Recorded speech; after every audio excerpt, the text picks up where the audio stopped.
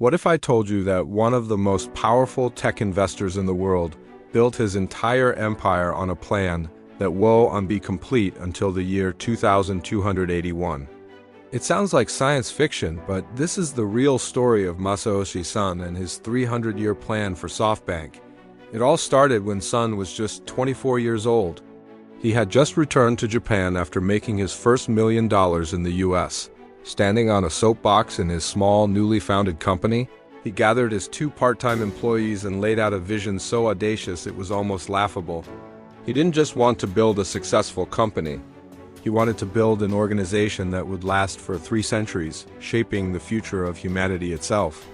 His employees thought he was crazy. Within a week, they both quit. But Son was undeterred.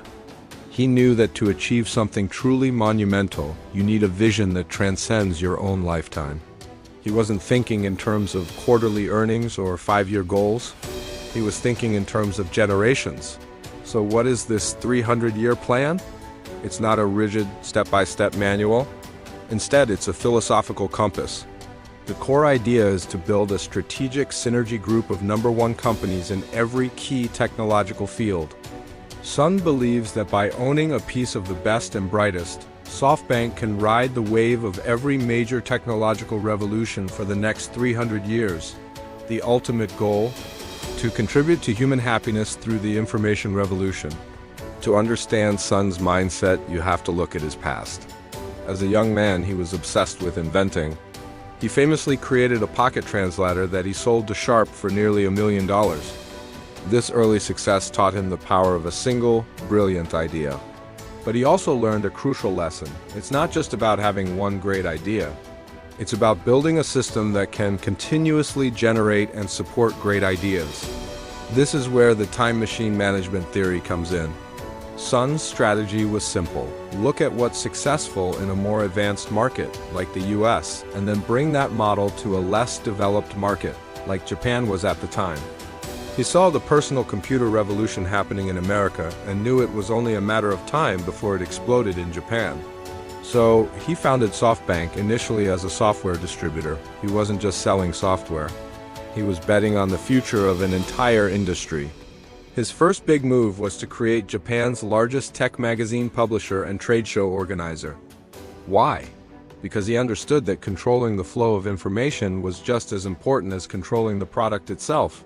If you read about computers and software in a SoftBank magazine, and then went to a SoftBank trade show to see them, where do you think you'd buy them? It was a brilliant ecosystem play, long before that term became a business buzzword. But distribuico wasn't enough for Son. He wanted to own the internet infrastructure itself.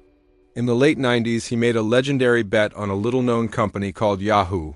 He invested $100 million, a staggering amount at the time, securing a significant stake. This investment wasn't just about the money. It was about bringing the internet portal model to Japan through Yahoo. Japan, which quickly became the country's dominant web destination. Then came the dot-com bubble burst. SoftBank's stock plummeted, and Son lost an estimated $70 billion in a single day, the largest personal financial loss in history. Many thought he was finished. The media called him a reckless gambler. But Son didn't flinch. Why? Because his vision wasn't tied to the daily fluctuations of the stock market. It was tied to his 300-year plan. He knew the internet wasn't a fad. It was the foundation of the next century. This brings us to his most famous investment, Alibaba. In 2000, he met a young English teacher named Jack Ma. Son was supposed to meet with a dozen entrepreneurs that day, but after just a few minutes of listening to Ma speak, he was captivated. He saw the same fire, the same passion, and the same grand vision in Ma that he had in himself. On the spot, he offered to invest. Jack Ma initially asked for a few million, but Son insisted on giving him $20 million. Why so much? Because Son wasn't just investing in an e-commerce company. He was investing in the person he believed could dominate China's internet landscape.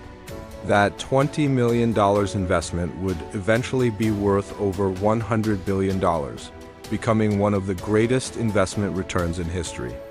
It was a perfect example of his strategy.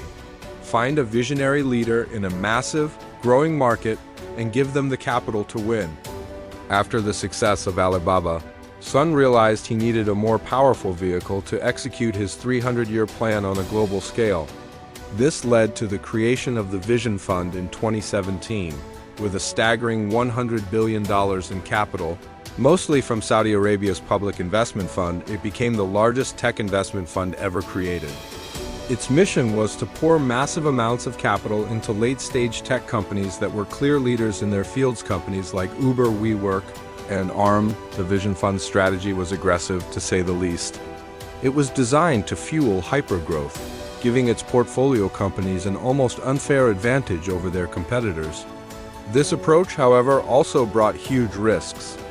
The high-profile implosion of WeWork became a symbol of the Vision Fund's potential pitfalls, leading to massive losses and intense criticism. Once again, the world questioned Son's judgment. But even in the face of these setbacks, Son's belief in his long-term vision remains unshaken. He sees these challenges not as failures, but as learning experiences on a 300-year journey.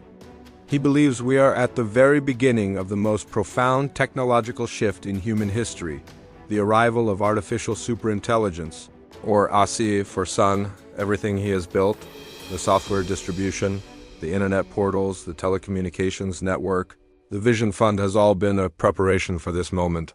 He believes that AI will redefine every industry and every aspect of our lives. His goal is to ensure that SoftBank is at the center of this revolution. He is now positioning SoftBank to be the leading investor in the companies that will build and harness the power of AI. The 300-year plan is a testament to the power of long-term thinking.